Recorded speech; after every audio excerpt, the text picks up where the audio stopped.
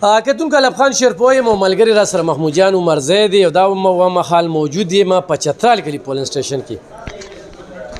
چې کوم سیاسي کسانو خپل کارکنان راویستل ووټ له نو د هغه کامیابي یقیني ده. دلته کې په دې بوت کې چې کوم دی نو 1300 ټاپول شوي دي او دا 11 بجو نه چې کوم دی خبره وغوښتله یا په دغه نور 2 بوتونه دي نو په هغې کې لا کاپۍ نه دي مکمل شوي په هره کاپۍ کې 40 او 30 چې کوم دی نو پاتې دي. نو دا یو خبره ده. بله خبره دا چې ډېر پرامنه خلک په چترال کلي کې د هرې پارټۍ موږ د ایجنټانو سره میلاویږو زموږ هم ورته یو میسیج وي چې پارټي په خپل ځای په وړو وړو خبرو باندې جنګ جګړې مه کوئ پروانېږئ مو چې پولینګ بند شي نو یو سړی به د خپل حق نه چې کوم دی نو محرومه پاتې شي نو ګناهګار به یې تاسو یې یو سړی چاته موټه چې هغه ته دې ووټ واچي خو خلکه چې کوم دی نو ووټ له روزي نو دا یو ډېره مهمه خبره ده او په دې باندې نه چې د پلانکي ووټران زیات دي او زما کم دي او په هغې باندې موږ روانې راولو نو دا هم یو ډېره بده خبره. نو الحمدلله تر دې وخته پورې پولیس سره ښه تعاون روان دی چونکې دلته کې سیکورټي چې څومره ده هغه پولیس سنبال کړې ده کم دلته کې پریزایډینګ یا ریټرنینګ افسران دي هغوی سره ښه تعاون روان دی هغوی ډېر زیات مطمئن دي د کلي علاقې د دې خلکو نه باقاعده چې کوم دی د کلي د علاقې خلکو په دې ځای کې دا ما واورېدل چې په پولیس باندې چې او ناشته هم کړې ده او دغه شانتې په دې نور ټیم باندې هم کړې ده دا ډېره ښه خبره ده او دا د مینې ماحول او د جمهوریت ښکلا دا خورئ نو د چترال کلي خلکو چې کوم مثال ورکوي موږ د دې ټیمه پورې الله دې کي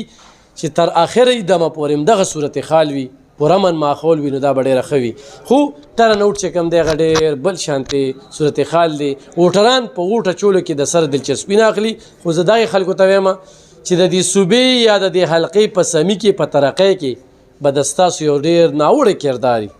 نو ووټ واچوئ د خپل حق بیا تپوس کولی شئ خو ووټ نه اچوئ نو تاسو دا نه شئ ویلی چې په دې ملک بدامني په دې ملک ګراني په دې ملک دا صورتحال روان دی نو دې کې غواړئ تاسو ګرم راځئ. نو کتونکو دا مې د پولینګ سټیشن ته راغلم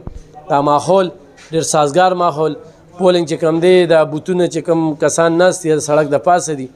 او ډېر ښه ماحول کې ټولو پاټو والا د پولیس سره تعاون هم کوي نو مخکې به ځو زموږ سره اوسئ. کتونکو دا مهال دغه سکول سره خوا کې د چترال کلي د جینکو سکول دی دا مور چې را سره موجوده ده وي دا 4 پیرې کونسلره پاتې شوې ده ووټ یې واچو خو نورې زنانه نشته د دې ووټران یې رونوتې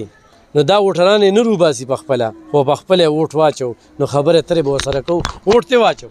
چا ته یې واچو بس چې چاته مېلو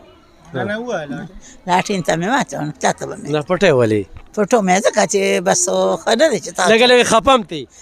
خفه یم ښه دا ورته ووایه چې ووټران شته دي خلک روزي او روزي ووټونه اچوي ووټونه اچوي ډېر او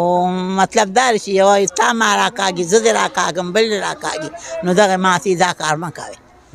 مې خپل دغه ته ګورم نو ته مشره مې استاد تجربه هم ده نو پکار چې لږ دغلته ایثار شوي وي نه راځم واپس راځم واپس راځي او ته 4 پیرې کونسلره شوي دا مې 5م ځل خو دې لیوازي ته مې ما نه شم طاقت نو چا له یې څه کار مار کړی دی که هر څه مې کړي چې ما چې کوم کارونه کړي هغه څوک هم نشي کولی خدمت یې کړی دی ما ډېر صحیح ده دا چې ولاړ دي که نه دا ټول دا زمان مسیر نو به بیا دا پولیس سټیشن تا ګټلې صحیح ده ښه ته جنرال کونسلر صحیح ده کتونکو دا ابی چې کومه ده دا 4 پیرې کونسلره پاتې شوې ده خپل ووټ یې واچو دغه خبره کوي چې راښکل دې نه کوي بچې څوک چاته ووټ اچوي بس هغوی ته دې ووټ واچوي خو دا و چې خدمت مې ډېر زیات کړی دا یو ډېره مهمه خبره ده ملګري را سره محمود جان عمرزی دی خوشحاله